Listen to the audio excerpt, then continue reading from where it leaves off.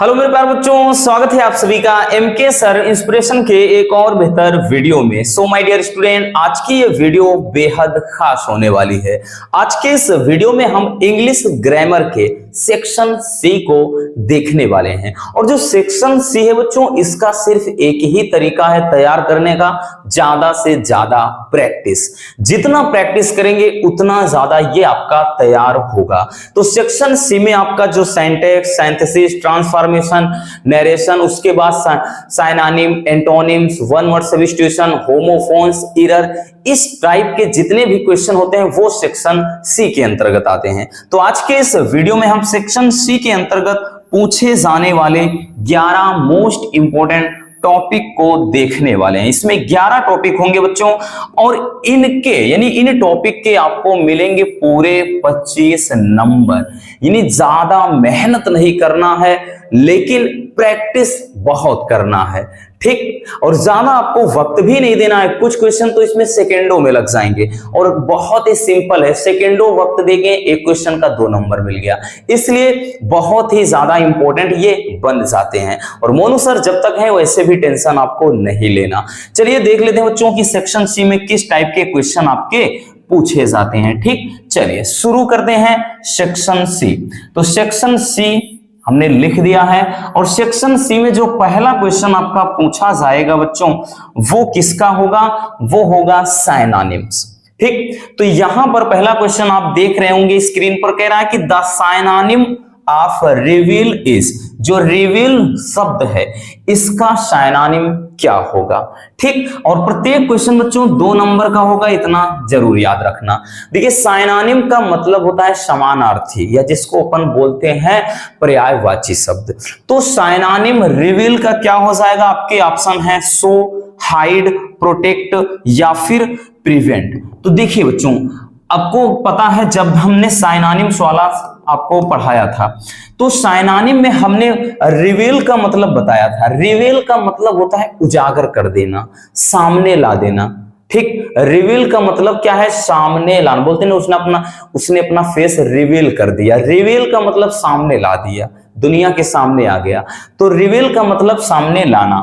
तो पहला हो जाएगा शो, मतलब सामने लाना, हाइड मतलब छिपाना, प्रोटेक्ट का मतलब संरक्षित करना, यानी प्रोटेक्ट मतलब सुरक्षा प्रदान करना, प्रिवेंट मतलब रोकना। तो आपको आंसर मिल गया ना, शो का मतलब है दिखा देना। अगर मान लेते हैं बच्चों, अगर यहां पर शो ना होता तब क्या होता? अगर शो ना होता तो यहां एक चीज और पूछा जा सकता था, तब दे देता डिस्प्ले।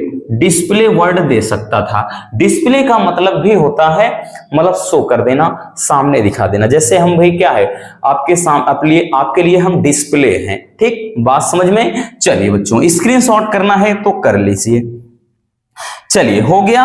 अब हम आते हैं दूसरे क्वेश्चन पर। दूसरा क्वेश्चन क्या है रसगुल्लों? ध्यान से देखिए, कह रहा है कि the antonym of grand. Grand का एंटोनिम क्या हो जाएगा? ग्रैंड का मतलब होता है महान।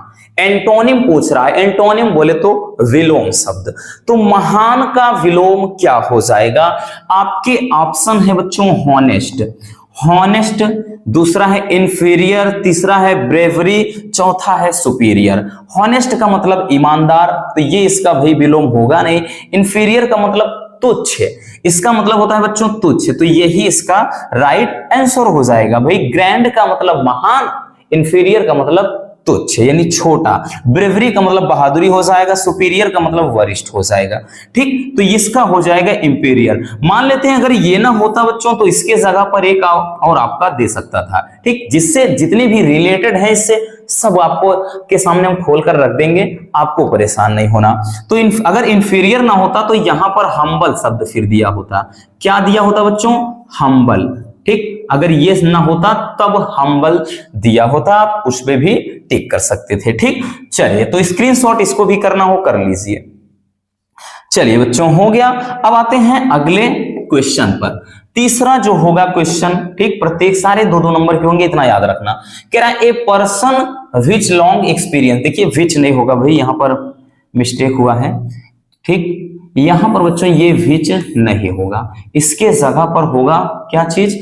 विथ होगा यहां पर, ठीक, विथ होगा, ठीक। अब इसका अर्थ समझिए, कह रहा है कि a person with long experience, मतलब ऐसा व्यक्ति जिसे ढेर सारा अनुभव हो, ऐसा व्यक्ति जिसे ढेर सारा अनुभव हो। ये वन वर्ड सब्स्टिट्यूशन है, यानी अनेक शब्दों के लिए एक शब्द। ये होता है ना कि एक वाक्यांश पूरा होता है, उसके लिए एक शब्द लिख दीजिए। हिंदी में पढ़ा होगा, जैसे जिसको जीता ना जा सके, ठीक, जिसे देखा ना जा सके, जिसे पढ़ा ना जा सके, उसी तरह। तो वही कह रहा है, a person with long experience, एक ऐसा व्यक्ति जिसे ढेर सारा अनुभव हो, तो उसे क्या कहेंगे? प्रोफेशन, या फिर नोविस, या फिर बोलेंगे वेटरन, या फिर बोलेंगे एनोनिमस। ठीक, तो चलिए समझ लेते हैं। प्रोफेशन का मतलब होता है बच्चों पेशा।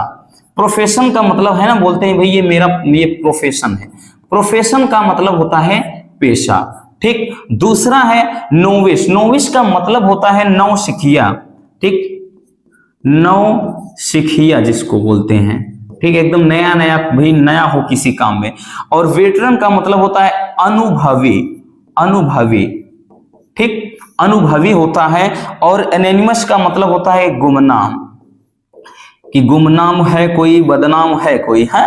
तो अब आपको भाई बताने की जरूरत नहीं है, रसगुल्लों, पता चल गया ना भाई, जिसको बहुत सारा अनुभव हो उसको अपन क्या बोलेंगे? अनुभवी बोलेंगे।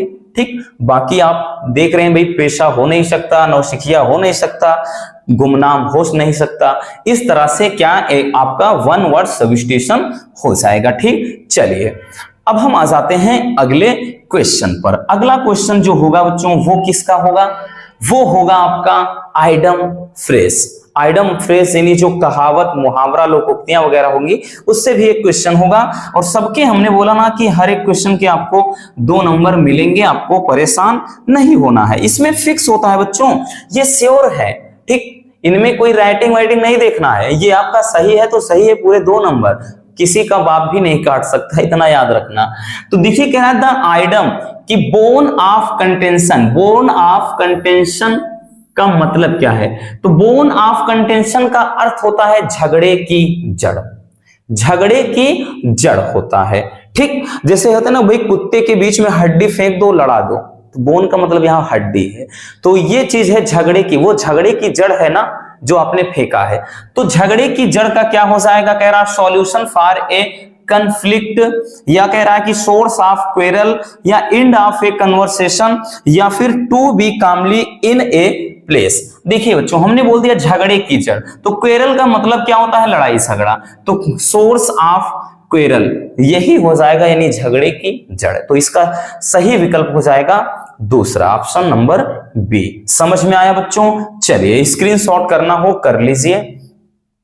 तो आज आते हैं हम अगले क्वेश्चन पर। अगला क्वेश्चन हमारा क्या होगा? यस, हमारे सामने अगला क्वेश्चन है जिसमें थोड़ा एरर होगा, है ना, एरर आपको छांटना है। एक आपके सामने सेंटेंस है, cattles are grazing in the field, और इसमें एरर क्या है, क्या त्रुटि है? कैटल्स में त्रुटि है, या फिर आर में त्रुटि है, या फिर इन में त्रुटि है, या फिर दा में त्रुटि है? त्रुटि कहां है ये आपको डिसाइड करना है। तो गौर से समझिएगा मेरे प्यारे रसगुल्लों, एक बात को आप याद रखिए, जो कैटल शब्द है ना, ये जो आपके सामने कैटल्स दिखाई दे रहा है, कैटल्स नहीं होगा, कैटल्स की जगह पर होगा बच्चों कैटल। क्या होगा? इसके जगह पर कैटल हो जाएगा, यानी ये अपने आप में खुद एक बहुवचन हो जाता है। तो यहां कैटल्स लिखने की कोई जरूरत ही नहीं है। तो त्रुटि समझ में आ गया, त्रुटि कहां पर है? तो भाई त्रुटि है कैटल्स में, यानी यहां पर कैटल हो जाएगा। ठीक, cattles are grazing in the field, यानी खेत में मवेशी क्या है? चर रहे हैं। तो कैटल अपने आप में खुद समझ लीजिए प्लूरल होता है, इतना याद रखना, बहुत बार पूछा गया इसलिए हमने इसको रख दिया है। ठीक, कैटल्स नहीं होगा बल्कि कैटल होगा। चलिए नेक्स्ट क्वेश्चन पर आ जाते हैं हम। अगला क्वेश्चन, अब यहां से शुरू होगी मेन कहानी। यहां से अब आपका नरेशन, ट्रांसफॉर्मेशन, सिंटैक्स, सिंथेसिस वाले पोर्शन शुरू होंगे। ठीक, आपको भी निर्देश भी पढ़ना है। कह रहा है कि चेंज एनीवन, एनीवन यानी किसी एक को, of the following sentences to indirect speech, कि कह रहा है किसी एक को इनडायरेक्ट स्पीच में कन्वर्ट कर दीजिए। तो आपको के सामने दो होगा बच्चों, एक करना है भाई 2 नंबर मिल जाएगा। एक ही करना है बच्चों, 2 रहेंगे, दोनों नहीं करना है। चलिए पहला क्वेश्चन है, यानी पहला जो नरेशन है, कह रहा है माई फादर सेड टू, यहां पर मी होगा, my father said to me, ठीक, कि मेरे पिताजी ने मुझसे कहा। क्या कह रहे हैं भाई पापा जी? बोल रहे हैं कि आर यू फीलिंग वेल, क्या तुम ठीक ठाक महसूस कर रहे हो, अर्थात क्या तुम अच्छा महसूस कर रहे हो। तो जब भी हमने एक चीज बताया था नरेशन में रसगुल्लों, जब भी आपका इंट्रोगेटिव हो और यहां से वर्ब की मतलब यहां हेल्पिंग वर्ब से शुरुआत हो, is, am, are, was, were, has, have, do, does से शुरू हो, ऐसी सिचुएशन में हम सिड या सिड टू को तो आस्क्ड में कन्वर्ट करेंगे, लेकिन संयोजक इफ या वेदर लगाते हैं। लेकिन अगर यहीं पर अगर WH से शुरुआत हो जाती है, व्हाई, व्हेन, वेयर, तब क्या होता है, वही कंजक्शन के रूप में प्रयोग हो जाता है। तो भाई जब WH वाला है नहीं तो अपने को उसके बारे में सोचना है नहीं, तो हम बनाएंगे क्या, इंट्रोगेटिव है, सिड या सिड टू को आस्क्ड में लिखना है, तो हम लिखेंगे कि माई फादर आस्क्ड मी, हमने बताया ना संयोजक इफ या वेदर, इफ। अब उसके बाद भाई कह रहा है कि मेरे पिताजी ने कहा, क्या तुम अच्छा महसूस कर रहे हो। अगर मैं ये आपको बताऊंगा तो यही तो कहूंगा ना कि मेरे पिताजी ने मुझसे पूछा कि क्या मैं अच्छा महसूस कर रहा हूं। हमने बताया था ना भाई, क्योंकि यू किसके लिए बोल रहा है, मी मेरे लिए बोल रहा है ना, तो यहां पर इसका सब्जेक्ट हो जाएगा बच्चों क्या, आई। अभी से मार को अपन वाज वेयर में बदलेंगे, क्योंकि ये बात पुरानी हो गई है, पास्ट की बात हो गई है, मैं आज आपको बता रहा हूं। तो आई वाज यहां पर पूरा छाप दीजिए, feeling well, I was feeling well, यही इसका नरेशन हो जाएगा, ठीक है ना। चलिए दूसरा क्या है बच्चों, दूसरा ध्यान से देखिएगा। दूसरा कह रहा है सुधा सेड टू मी, सुधा ने मुझसे कहा लव इज ब्लाइंड, प्यार अंधा है, ठीक। अब एक बात का ध्यान देना, जब भी बच्चों कोई कहावत आ जाए, कोई कहावत हो, मुहावरा हो, सार्वभौमिक सत्य हो, ठीक, ये सारी चीजें आ जाएं, तो ऐसी सिचुएशन में हम जो ये रिपोर्टेड स्पीच है इसके टेंस में कोई भी बदलाव नहीं करते हैं। आपको ये बात भली भांत पता होगी। तो हो जाएगा क्या बच्चों, सुधा हो जाएगा सुधा। सिड या सिड टू को अपन टोल्ड में बदल लेंगे, अगर सिड होता तो सिड अकेले लिख देते, सुधा सिड। अब उसके बाद संयोजक दैट, मी है पहले उतार दीजिए, सुधा टोल्ड मी। अब दैट के बाद बच्चों इधर कुछ भी नहीं करना, इज, एम, आर को वाज, वेयर नहीं देखना, पूरा छाप दीजिए दैट लव इज ब्लाइंड, क्योंकि ये बात एकदम 100% सही कही गई है कि प्यार अंधा होता है। चाहे वो प्रेमी प्रेमिका का प्यार हो, या माता पिता का बच्चों के प्रति प्यार हो, भाई बहन का प्यार हो, दोस्त का प्यार हो, प्यार वाकई में अंधा होता है ना। प्यार क्या होता है, अंधा होता है। हम इसको देख नहीं सकते हैं बच्चों, केवल महसूस कर सकते हैं, ठीक, केवल क्या कर सकते हैं, महसूस कर सकते हैं। इतना समझ में आ गया कि भाई क्या होता है, प्यार अंधा होता है। जैसे आ जाए कि PT Jawaharlal Nehru was the first prime minister of India, कि प्रधान मतलब जो पंडित जवाहरलाल नेहरू थे वो भारत के प्रथम राष्ट्रपति थे, तो ये एकदम सत्य बात है, पूरा वैसे छाप देंगे। आ जाए बच्चों, जैसे आ जाए कि कोई भी चीज कि the sun rises in the east, सूर्य पूरब में निकलता है, 100% बात सही है, तो वो पूरा का पूरा छाप देंगे। इसी तरह 2 and 2 makes 4, 2 और 2 मिलकर 4 होते हैं, ये बात भी ठीक है। तो इस तरह से जब भी कहावत, मुहावरा, लोकोक्तियां, सार्वभौमिक सत्य, ये सारी चीजें आए तो रिपोर्टेड स्पीच के टेंस में कोई भी चेंजिंग नहीं करना है, ठीक। तो चलिए स्क्रीनशॉट कर लीजिए इसको, हो गया बच्चों। अब आते हैं हम अगले क्वेश्चन पर। अगला जो क्वेश्चन होगा वो क्या होगा भाई, ये भी आपके पूरे 2 नंबर देकर के जाएगा। क्वेश्चन है कि change any one of the following sentences as directed. भाई किसी एक को बदलना है, 2 आपके सामने होंगे बोर्ड एग्जाम में भी जिस तरह से यहां आपको दिख रहा है, लेकिन आपको केवल दोनों में एक ही करना है और आपको 2 नंबर मिल जाएंगे, ठीक। अब देखिए 2 है, पहला है कि he went to the field और he saw a snake, ठीक, अब इसको बदलना है, कोष्टक में दे दिया है सिंपल सेंटेंस में। अब देखिए बच्चों, जब भी, गौर से सुनिएगा हमारी बात को जो हम बोलने चल रहे हैं, जब भी एक काम खत्म हो जाए उसके बाद दूसरा शुरू हो, यानी पहला काम खत्म हो जाए उसके बाद दूसरा शुरू हो, ऐसी सिचुएशन में हैविंग यानी पार्टी मतलब हम पार्टिसिपल से बनाएंगे हैविंग प्लस वर्ब की थर्ड फॉर्म। हमने क्या बताया, हैविंग प्लस वर्ब की थर्ड फॉर्म। जैसे इसको पहले समझ लेते हैं कि ही वेंट टू फील्ड, मतलब टू द फील्ड, वो खेत में गया, और ही सा ए स्नेक, उसने एक सांप देखा। तो पहले वो खेत में गया, एक काम खत्म, वहां पहुंचने के बाद जब पहुंचा तो उसने एक सांप देख लिया। ऐसी सिचुएशन में हमने क्या बताया, आप ऑल टाइम बच्चों हैविंग से बनाएंगे, ठीक, तो हो जाएगा हैविंग, और उसके बाद हमने वर्ब की थर्ड फॉर्म बताया, तो भाई ये सेकंड है, गो वेंट गॉन, तीसरी अवस्था है gone, having gone to the field, to the field, खेत में जाने के उपरांत या खेत में जाने के पश्चात, इसका अर्थ यही हुआ कि खेत में जाने के बाद कॉमा लगाएंगे, ही सा ए स्नैक, उसने एक सांप देखा। खेत में जाने के बाद उसने एक सांप देखा, यानी एक काम खत्म हो गया तब उसने दूसरा काम शुरू किया।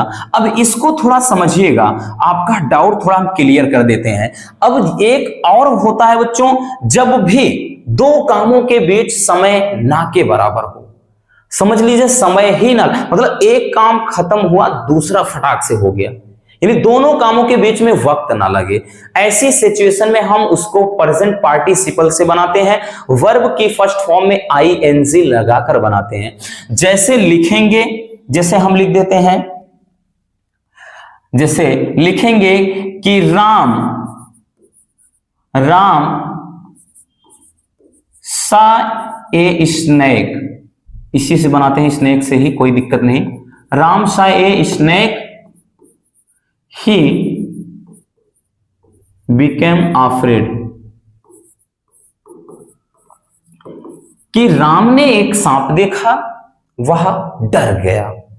अब इसको और इसको, इन दोनों में मिलाइए, अंतर क्या है, यही चीज समझ गए बच्चों, एकदम आसान हो जाएगा। तो देखिए इसमें क्या था, एक काम खत्म हुआ तब दूसरा, कि भाई पहले वो खेत में पहुंचा, खेत में गया, खेत में जाने के बाद सांप देखा। लेकिन इसमें क्या है, जैसे कि राम सा ए स्नेक, राम ने एक सांप देखा, और ही बिकेम आफ्रेड, वो डर गया। तो राम ने जैसे ही सांप देखा तुरंत डर गया।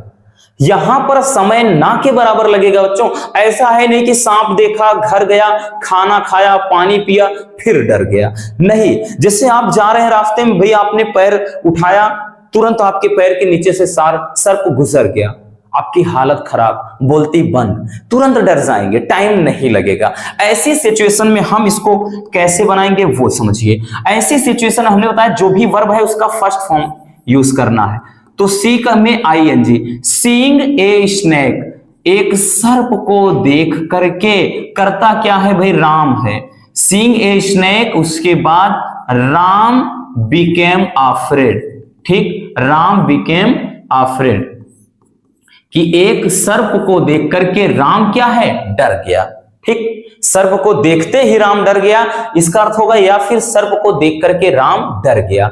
अब यहां पर सांप को देखना, डरना, दोनों के बीच में कोई भी गैप नहीं है, कोई टाइमिंग का मतलब गैप नहीं है। जैसे सीता ने अपने मतलब भाई के मौत की समाचार सुना, ठीक, या फिर दुर्घटना की एक समाचार सुना और वो बेहोश हो गई, तो जैसे ही वो समाचार सुनेगी, मतलब जैसे ही उसके बारे में सुनेगी, ठीक, ये खबर सुनेगी, तुरंत बेहोश हो जाएगी, वक्त नहीं लगेगा। होता ना हमारे सामने कोई ऐसी घटना हो जाए जिसकी हम कल्पना भी नहीं कर सकते हैं, तो अचानक से वही होता है कि कोई लोग बेहोश हो जाते हैं, ठीक, गिर जाते हैं तुरंत। तो ये चीज होता है कब बच्चों, जब दोनों काम, यहां सांप को देखना, डरना, दोनों के बीच में समय नहीं था, समझ लीजिए। तो यहां पर हम वर्ब की फर्स्ट फॉर्म में आईएनजी से लगाएंगे, और जब भी दो काम के बीच में समय हो, ठीक। अब उसके बाद जैसे हो जाएगा ही फिनिश्ड द वर्क, ही मतलब केम, मतलब जैसे ही वेंट टू होम, कि उसने अपना काम खत्म किया, वो घर गया। तो काम खत्म हो गया तब घर गया, तो इसी तरह यहां पर भी है कि पहले वो खेत में गया फिर सांप को देखा। इतना क्लियर हो गया बच्चों कि कब आपको वर्ब के फर्स्ट फॉर्म में आईएनजी लगाकर बनाना है और कब मतलब हैविंग से बनाना है। ठीक, दोनों कामों के बीच समय हो हैविंग से बनाएंगे, वर्ब की थर्ड फॉर्म यूज करेंगे। अब कामों के बीच समय ना हो तो आप वर्ब की फर्स्ट फॉर्म में आईएनजी लगाकर बनाएंगे। क्लियर। चलिए अगला क्वेश्चन है, रामू वेंट टू कानपुर। रामू कानपुर गया और he met his friend there, और वह वहां अपने दोस्त से मिला। इसको बनाना है अपने को कंपाउंड सेंटेंस में, तो चलिए बना लेते हैं, कोई दिक्कत ना। तो यहां पर देखिए भाई, इसका अर्थ यही तो हुआ ना कि रामू कानपुर गया और अपने दोस्त से वहां मिला। तो इसका ये एकदम सिंपल है, कंपाउंड वगैरह में एंड वगैरह यही यूज करते हैं। तो हो जाएगा इसका क्या हो जाएगा कि रामू वेंट टू कानपुर, कि रामू कानपुर गया। एंड, और अब ही लिखने की जरूरत है नहीं क्योंकि एक बार हमने रामू को यूज कर लिया। एंड मेट, और मिला, मेट हिज फ्रेंड देयर, और वह वहां अपने दोस्त से मिला। यानी रामू कानपुर गया और वह वहां अपने दोस्त से मिला। बस क्लियर हो गया, कोई दिक्कत होनी नहीं चाहिए रसगुल्लों। ठीक, चलिए हो गया बच्चों। चलिए इसको फटाक से स्क्रीनशॉट करना हो कर लीजिए। ये बात एक बहुत ज्यादा जरूरी है, इसलिए बार बार कह रहे हैं बच्चों, इसको अच्छे से अपने दिमाग में बैठा लेना। चलिए अब चलते हैं नेक्स्ट क्वेश्चन की तरफ। अगला क्वेश्चन क्या कह रहा है, गौर से देखिए। ये भी पूरे 2 नंबर दे जाएगा, एक ही करना है ना। चेंज एनी वन, कोई एक बदल दीजिए the following sentences as directed, यानी जैसा दिया गया है। भी जैसा दिया गया है उसे क्या करना है, उसके अनुसार आपको कन्वर्ट करना है। 2 होंगे, एक ही करना, इतना याद रखना। कह रहा ओपन ऑल द विंडोज, सभी खिड़कियां खोल दो। पैसिव वॉइस में इसको अपन 3 तरीके से बना सकते हैं। इस तरह का कुछ भी आए, ध्यान से समझिए। जैसे अगर आ जाए open the window, open the door, bring a glass of water, bring a cup of T, switch off the fan, इस तरह से जब भी आए जहां पर ऑर्डर वाली बात हो, देखिए ऑर्डर हो रहा है ना कि सारी खिड़कियां खोल दो, तो इसको अपन 3 तरीके से। पहला हो जाएगा बच्चों, you are ordered to open all the windows. एक तो अपन ऐसे बनाएंगे, ठीक, एक तो अपन क्या करेंगे, इस तरह से बनाएंगे बच्चों। दूसरा समझिएगा, एक तो you are ordered to open all the windows, कि भाई एक तो यू आर ऑर्डर्ड टू से, ठीक, कोई भी आए इस तरह का, तो यू आर ऑर्डर्ड टू तो सब में लगना है, इतना याद रखिए।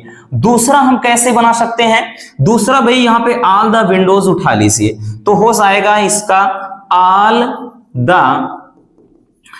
Windows, all the Windows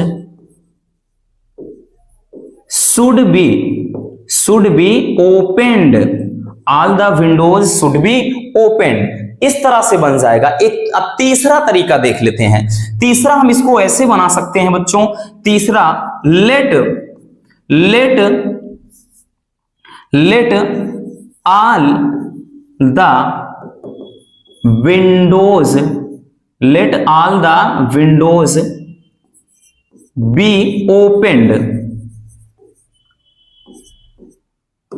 let all the Windows be open. 3 तरीका हो गया ना। आपको यकीनन बच्चों कोई भी तरीका अपनाना हो तब अपना लीजिए। अब यहां पर कुछ भी पूछे, चाहे ओपन द डोर आ जाए तो let the door be open करेंगे, you are ordered to open the door करेंगे, या करेंगे कि भाई यहां पर लिखेंगे कि the door should be opened, मतलब कुछ भी आए। स्विच ऑफ द फैन, भाई पंखा बंद कर दो, तो you are order to switch off the fan. जब भी यू आर ऑर्डर टू से बनाएंगे तो ये इतना आसान होता है कि पूरा उतार दीजिए, भाई पहला और भी ज्यादा आसान है, ठीक। तो 3 तरीके से इसको हम बना सकते हैं पैसिव वॉइस। चलिए दूसरा कह रहा है कि Kanpur is the biggest city in UP, इसको बनाना है पॉजिटिव डिग्री। कह रहा है कि कानपुर यूपी का सबसे बड़ा शहर है, ठीक। Kanpur is the biggest city in UP, यानी यूपी में, कानपुर यूपी में सबसे बड़ा शहर है। ये है सुपरलेटिव डिग्री में। इसको बनाना है अपने को पॉजिटिव डिग्री, तो इसको बनाएंगे नो अदर से। इस तरह का जब भी आए नो अदर से ही बनता है। No other city in UP is as big as Kanpur.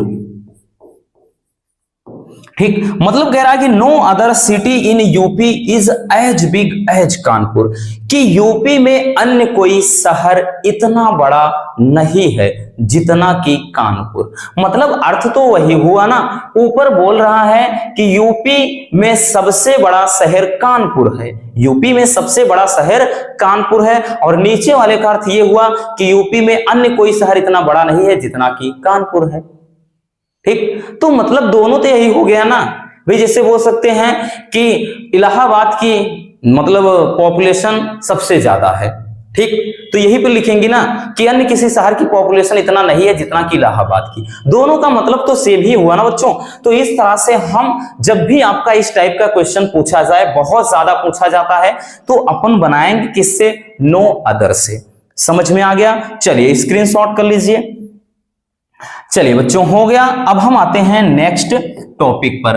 अगला जो टॉपिक होगा वो होगा आपका करेक्शन करने वाला, कि correct any one of the following sentence. भाई 2 नंबर इसको मिलेंगे आपके, दोनों में कोई एक करना है बच्चों। ठीक, इन दोनों में कोई एक ही करना है। तो कह रहा है कि he is the most perfect gentleman. अब देखिएगा, परफेक्ट अपने आप में खुद एक वरिष्ठ शब्द, मतलब परफेक्ट का अब जैसे बोलते ना भाई काम तुम्हारा एकदम परफेक्ट है। अब परफेक्ट से बड़ा कोई काम हो ही नहीं सकता, यानी परफेक्ट से ज्यादा और कुछ नहीं हो सकता। तो यहां पर मोस्ट लगाने की जरूरत ही नहीं है। तो इसका जो करेक्ट फॉर्म यानी करेक्ट सेंटेंस हो जाएगा, he is the perfect, he is the perfect gentleman. ठीक, ये हो जाएगा इसका राइट ठीक सेंटेंस हो जाएगा। मोस्ट लगाने की जरूरत नहीं भाई, मोस्ट परफेक्ट लग गया है तो परफेक्ट में सब आ जाता है खुद ही।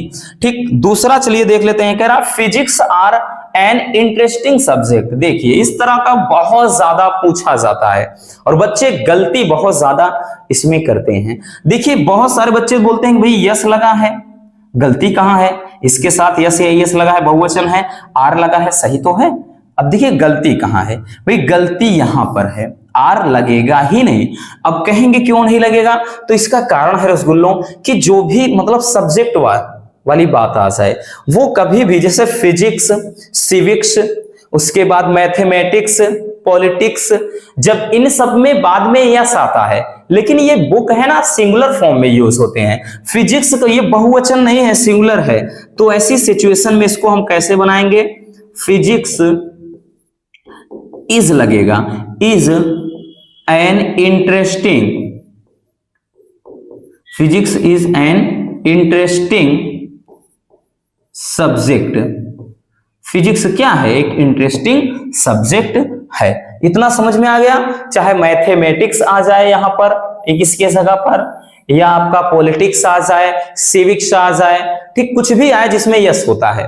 तो इतना ध्यान रखना, उसके साथ कभी भी हम यहां पर आर वगैरह का इस्तेमाल नहीं करेंगे। इतना आप अच्छे से माइंड में स्टोर कर लीजिए। ठीक, हमेशा उसके लिए इस वगैरह का इस्तेमाल होगा, इतना याद रखना। ठीक, चलिए इसको भी स्क्रीनशॉट कर लीजिए। हो गया बच्चों। अब आते हैं अगले क्वेश्चन पर। अगला क्वेश्चन क्या है? अगला क्वेश्चन बेहद लाजवाब है। ये क्वेश्चन तो भाई बहुत ही मजेदार है, बस थोड़ा सा दिमाग लगाना है, आपको चुटकियों में नंबर मिल गए। 2 नंबर इसके भी मिलेंगे। कह रहा यूज एनी वन, कोई एक ही करना है। Use any one of the following pairs of words in your own sentence to make the difference in their meaning clears. मतलब जो दिए गए जोड़े हैं, इन जोड़ों में दोनों को का एक मतलब सेंटेंस अपने शब्दों में बना करके लिखना है। अब देखिए बच्चों, ये है वेट। अब वेट दोनों को अपन वेट ही पढ़ेंगे। एक वेट का मतलब होता है प्रतीक्षा करना, और दूसरा जो वेट है, इस वेट के मतलब है भार, है ना। ये वेट है कि देर ना हो जाए, कहीं देर ना हो जाए। तो ये क्या है बच्चों? ठीक, वेट का मतलब इंतजार। अब इसको अपन बनाएंगे कैसे? कोई सेंटेंस बनाना है तो हम लिखेंगे कि आई एम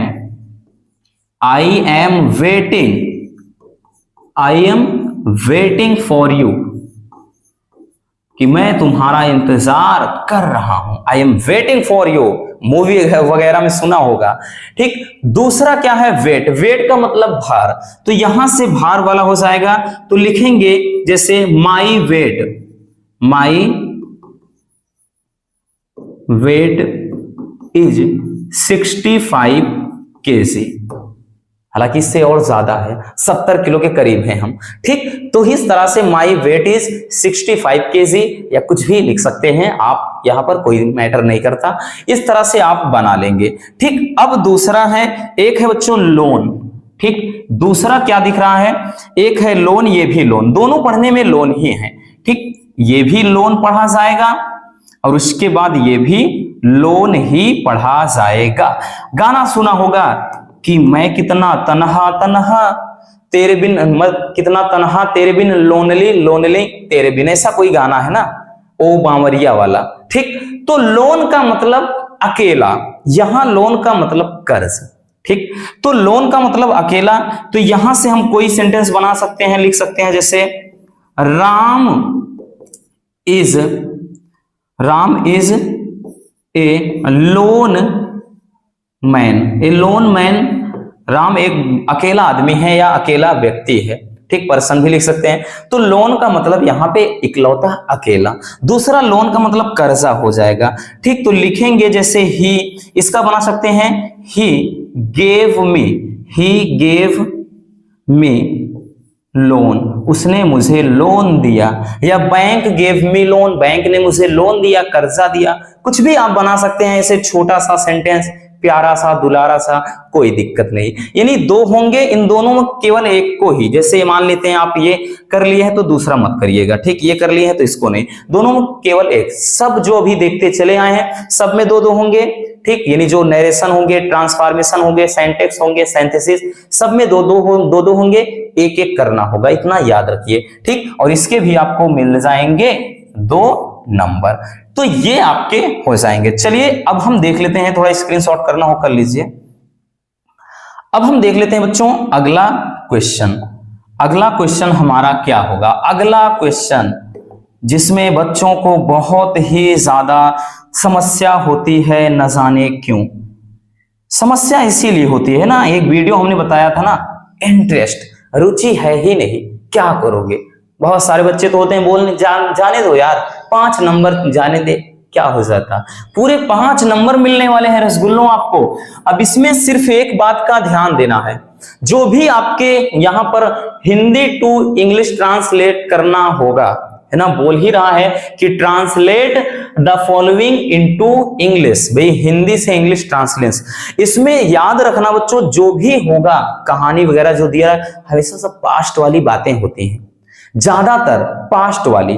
तो इसका मतलब ये पास्ट टेंस आप अच्छे से तैयार कर लीजिए। और इसके बाद हमें मतलब है subject plus verb plus object, भाई बाकी ईटीसी वगैरह होता है, ये क्रम अपने को याद होना चाहिए, ये क्रम भी अपने को याद होना चाहिए, तब काम बन सकेगा। भाई इतना तो पता होना चाहिए ना, कर्ता क्या है, कर्म कौन है, क्रिया कौन है, अगर यही नहीं पता आप कैसे बनाओगे। ठीक, चलिए बस थोड़ा मेहनत लगता है और कुछ नहीं बच्चों। जैसे कह रहा है मुंशी प्रेमचंद्र एक महान साहित्यकार थे, तो हमारा कर्ता क्या है, मुंशी प्रेमचंद। तो शुरू करेंगे, हम लिखेंगे कि मुंशी प्रेमचंद्र, ठीक, मुंशी प्रेमचंद्र। अब भैया यहां पे देखिए थे वाज, मुंशी प्रेमचंद्र वाज थे, क्या थे, एक महान साहित्यकार, एक ग्रेट ऑथर। ऑथर का मतलब होता है साहित्यकार, ठीक, ये लेखक वगैरह कुछ भी बोल दीजिए। आगे कह रहा है कि उनका जन्म एक साधारण परिवार में हुआ था। कर्ता क्या है भाई, उनका जन्म तो ही हो गया। अब देखिए था है तो ही वाज। अब क्रिया क्या है बच्चों, जन्म होना, तो ही वाज बॉर्न, वो पैदा हुए थे। ठीक, ही वाज क्या हो जाएगा, बॉर्न, ही वाज बॉर्न, वो पैदा हुए थे। कह रहा है कि एक साधारण परिवार में, तो इन मतलब हो गया में, in a simple in a simple family, एक साधारण परिवार में पैदा हुए थे। ठीक, बात समझ में आई। चलिए आगे क्या कह रहा है गौर से देखिए। फिर भी वह पूरे विश्व में प्रसिद्ध हुए। स्टिल का मतलब फिर भी, स्टिल अब करता क्या है वह, तो ही, अब देखिए हुए यानी बिकम का मतलब होता है होना। ठीक, बिकम मतलब होना, ही बिकेम वो हो गए, हुए क्या हो गए बच्चों, प्रसिद्ध हो गए यानी फेमस। ही बिकम फेमस, वो प्रसिद्ध हो गए पूरे विश्व भर में। तो ऑल ओवर द वर्ल्ड, वो पूरे विश्व में प्रसिद्ध हो गए। आगे कह रहा है कि वह हिंदी और उर्दू दोनों भाषाओं को अच्छी तरह जानते थे। करता क्या है वह है, तो ही। ठीक, अब क्रिया है भाई यहां पर देखिए, जानते थे पास्ट इंडेफिनिट है, तो वो जानते थे तो ही न्यू। ठीक, ही न्यू वो जानते थे बच्चों, क्या जानते, देखिए ही न्यू वह जानते थे वेरी वेल। ठीक, बहुत अच्छी तरह से, very well, he knew very well. Very well आप बाद में भी लगा सकते थे या पहले भी। ही न्यू वेरी वेल, वो बहुत अच्छी तरह से जानते थे, कह रहा है हिंदी और उर्दू दोनों भाषाओं को। ठीक, ही विल मतलब he knew very well both Hindi and Urdu language.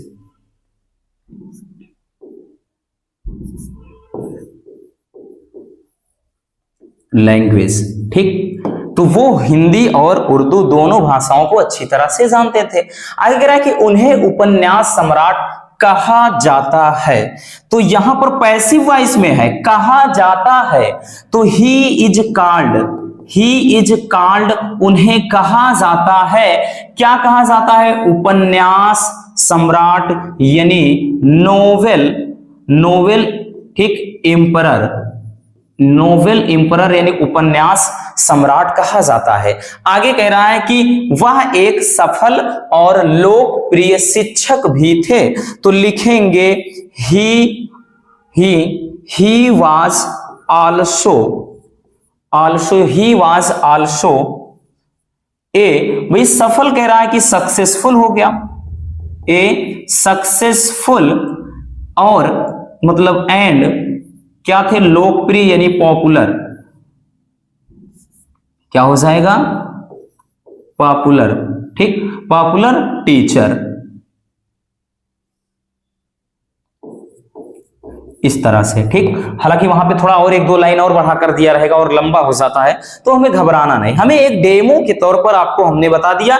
बाकी इसकी अलग से वीडियो लाएंगे, मतलब क्या आपको समझना है, कौन सा रूल्स होते हैं इसके लिए, क्या आपको दिमाग लगाना है, क्या इसके लिए ट्रिक होती है, ताकि ये 5 नंबर वाला जो ट्रांसलेशन का टॉपिक है हमारा बिल्कुल छूटने ना पाए, क्योंकि भाई बहुत ही ज्यादा इंपॉर्टेंट है। बस थोड़ा सा दिमाग लगाना है, 5 नंबर आपके झोले में। ठीक, समझ में आ गया बच्चों। तो ये आपके 11 टॉपिक हैं, इन 11 टॉपिक की मदद से आपको मिलने वाले हैं पूरे 25 नंबर, क्योंकि सेक्शन सी में बस इतने ही क्वेश्चन पूछे जाएंगे, और यही बच्चों के लिए सबसे ज्यादा भी प्रॉब्लम क्रिएट करता है। लेकिन आपको अब नहीं डरना, मोनू सर आपके साथ जब तक हैं, रसगुल्लों डरने की जरूरत ही नहीं है। तो बस आज के इस वीडियो में इतना ही। उम्मीद है कि वीडियो आपके लिए काफी ज्यादा हेल्पफुल रही होगी। अगर वीडियो पसंद आई हो तो प्यार से एक लाइक कर देना, और नए हैं तो चैनल को सब्सक्राइब जरूर कर लीजिए। Love you, bye bye, take care. हाँ, इसको स्क्रीनशॉट कर लीजिए।